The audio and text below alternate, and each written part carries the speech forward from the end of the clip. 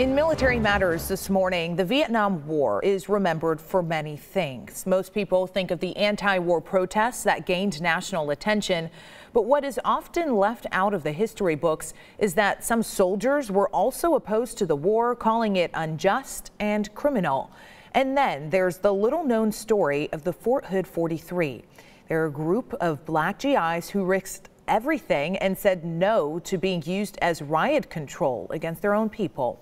Texas Today's Barry Roy has spent a year looking into this story. And Barry, you've talked to people who say this group of men are heroes who need to be remembered.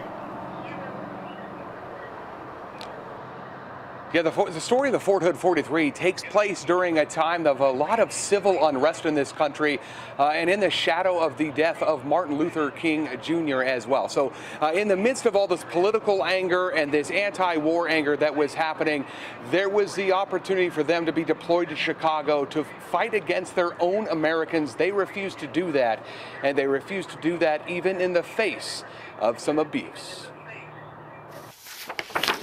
What happened to that other picture? They say an image is worth 1,000 words. Back to Fort Hood in the march. For Vietnam veteran Alan Pogue. The soldiers and their supporters are still on the sidewalk, and there are the police. I was on the staff of the Oleo Strut during that time. And for David Zeiger, those images still resonate.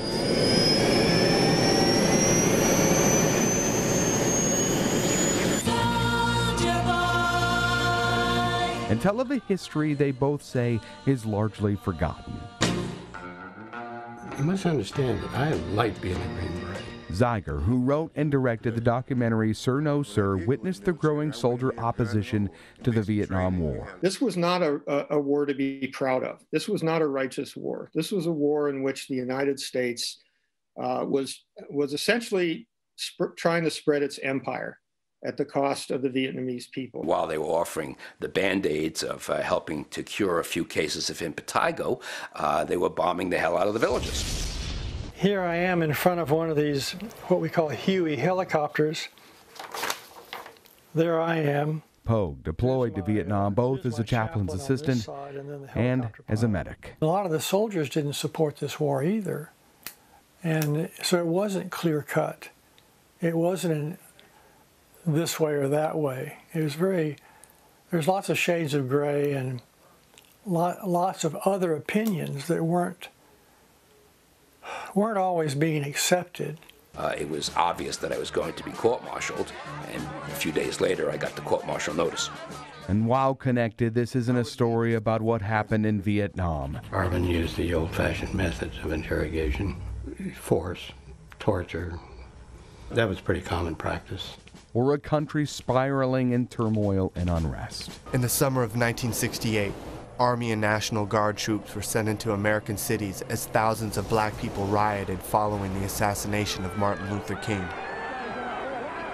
That spring, troops were used against anti-war demonstrators at the Pentagon. Hey, we just come back from fighting the Vietnamese, now they want us to fight the Americans. It's a lesser-known story about 43 black men at Fort Hood who were put in jail. Well, they were making it clear that it was a genocidal thing that was going to go on, and how can I go and commit genocide on my people, shoot my people? For refusing to be weaponized against their own people as riot control in Chicago. They came at us with bayonets. I got cut, I got hit right here with a bayonet.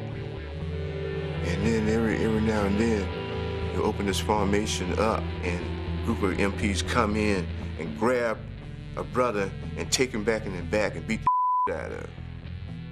You hear him screaming in the back, So, damn. At Fort Hood, the political and anti-war anger continued. 1,000 GIs marched the first year right outside the base. And they told people it was off limits, and they told people that if you went there, you were going to get arrested. Now let's see if I can find it. More than 5 decades later, history frozen in black and white. So many pictures. Which Pogue believes should be at the forefront of every Texas history book. I definitely think people should know about the Fort Hood 43. I see them as heroes. People who risked everything for a moral principle. They should be held up to be respected and not suppressed. I think really looking at the real history of the Vietnam War and of what went on inside the military at that time is crucial. Zeiger knows there are lessons still to be learned from 50-plus years ago. This man didn't do me nothing. He didn't hurt me in no type of way. He didn't hurt none of my black people, none of my families. So why should I shoot him? And he believes the Fort Hood 43 is a hero's story worth telling. The actions that they took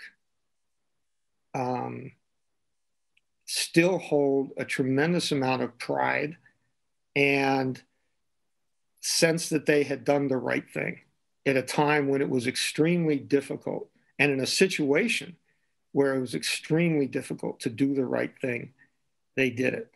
And that's a very powerful thing to carry with you all your life. Daisha, not all 43 men, because of their actions, were sent to Chicago because they were considered to be subversives or those that were going to undermine the mission. Those that were sent to Chicago were not allowed on the streets. Again, the military and the Army did not trust which side of this fight that they stood on. Reporting live from Fort Hood, Barry Roy, 6 News. All right, Barry, a story not many people know about. We appreciate the insight. Thank you very much.